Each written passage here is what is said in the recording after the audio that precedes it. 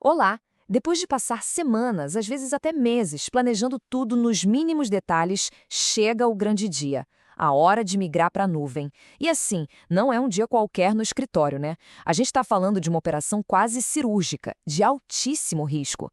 Cada passo, cada decisão pode ser a diferença entre o sucesso total ou um desastre que para a empresa inteira. Bora entender como os profissionais de verdade fazem essa manobra. A grande questão que fica no ar é: como é que se move um sistema que está no ar, funcionando, recebendo dados, para um ambiente totalmente novo na nuvem, sem gerar um caos completo?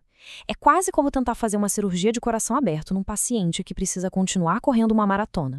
A execução em si, ela é menos sobre apertar um botão e muito mais sobre reger uma orquestra, sabe? Cada equipe, cada sistema, cada pedacinho de código tem que se mover numa sincronia perfeita, seguindo um plano super detalhado. Um movimento errado e a música para. E esse processo todo se desenrola em fases muito bem definidas.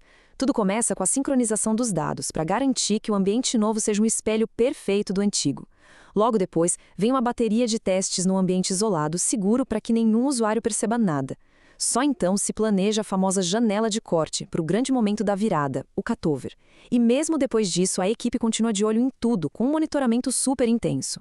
A gente pode pensar nos servidores como o esqueleto do sistema, mas o banco de dados? O banco de dados é o coração que não para de bater. E é por isso que ele é a parte mais complexa de mover, porque os dados estão vivos, eles mudam a cada segundo.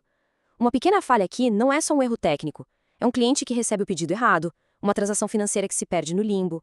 E aí vem o quebra-cabeça, né? Como é que se move esse coração pulsante sem precisar parar tudo por horas ou, quem sabe, até dias? Bom, a engenharia de software tem duas respostas principais para esse dilema.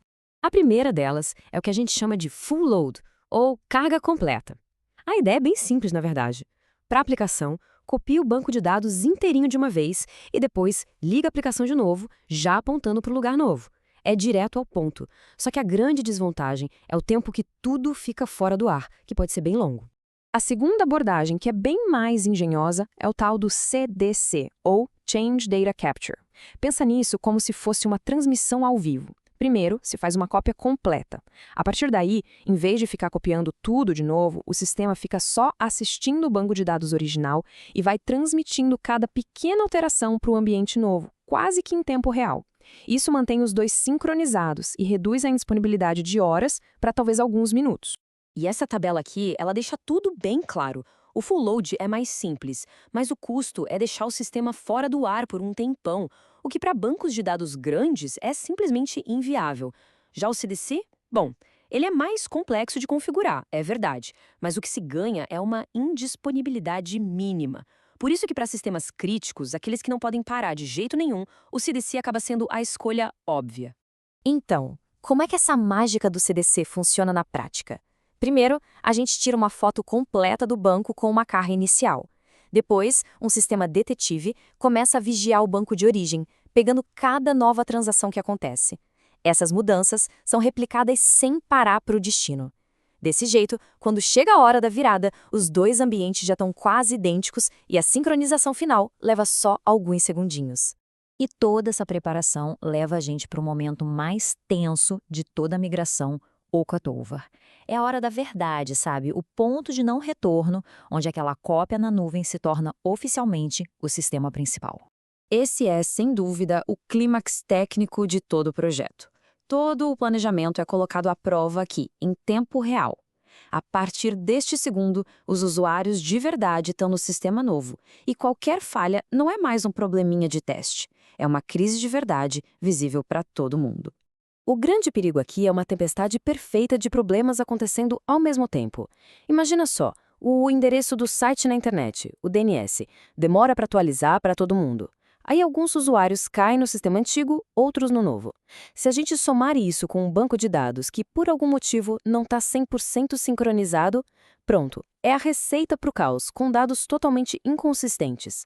Então, como transformar essa operação de altíssimo risco num procedimento profissional calculado?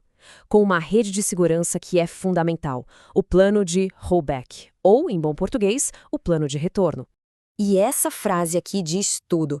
Migrar sem um plano de rollback não é uma prática segura, é puro improviso. Ter um plano para voltar atrás não é admitir que vai dar errado. Muito pelo contrário, é a maior prova de profissionalismo. É estar preparado para o inesperado.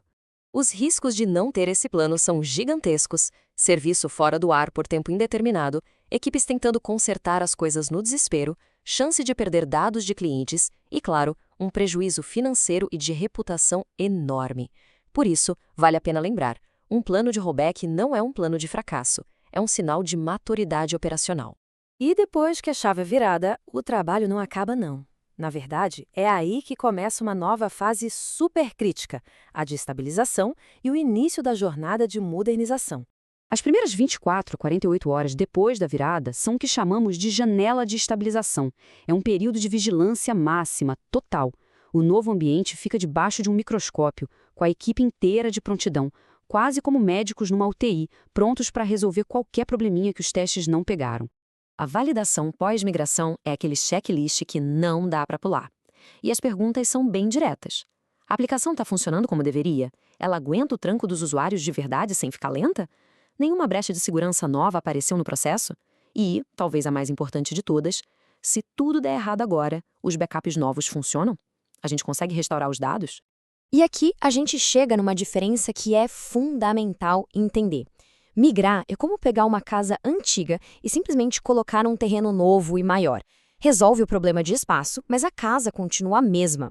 Agora, modernizar é reformar essa casa para aproveitar a vista nova, instalar painéis solares, expandir a estrutura. A migração resolve os problemas de hoje, a modernização prepara o sistema para os desafios de amanhã. E isso nos deixa com uma reflexão final muito poderosa. A jornada para a nuvem não termina na hora do cutover. Na verdade, é exatamente ali que ela começa. A migração é só o primeiro passo de um processo contínuo de evolução e melhoria.